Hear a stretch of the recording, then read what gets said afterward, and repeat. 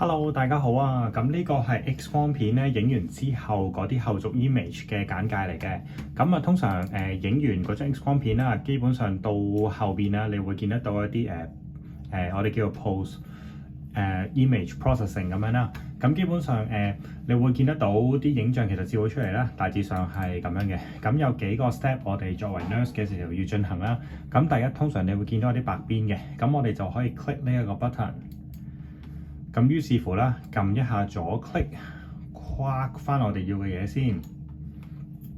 咁然之後啦，你就會見到一個即係影像冇咗啲白邊咁樣嘅。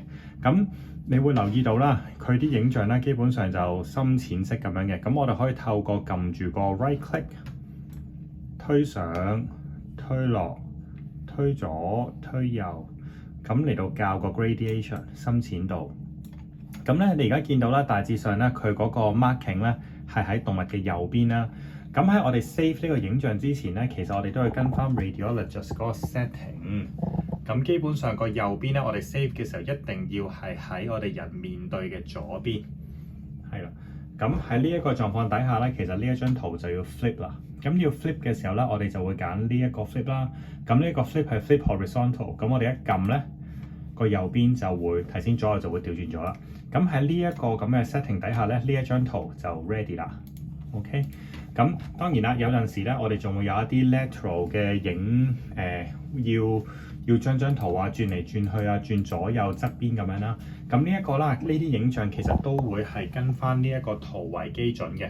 所有照完之後個頭咧都要面向個片嘅左手邊。咁呢一個淨係舉例嚟嘅啫，呢個可能係 DVVD 專用㗎啦，呢個。咁然之後咧，我哋就可以撳支筆啦。提先呢個片照嘅時候咧，我哋 setting 係75.1.2啦，係啦。咁呢一個係咩角度嚟嘅咧？我哋照嘅時候係 DV 嚟嘅，係啦。咁我哋通常都會喺呢度打返呢啲 remark 上去嘅，係啦。咁當呢個位置準備好之後咧，咁我哋就可以撳 tick。撳 save 啦 ，save 低咗個 current image 之後，如果冇其他後尾影像加咧，我哋就可以撳綠色 tick。如果撳個綠色 tick 咧，佢直接就會 upload 上個 PACS， 即係雲端嗰個位置，然之後再派翻落去個 EasyVet 嗰度啦。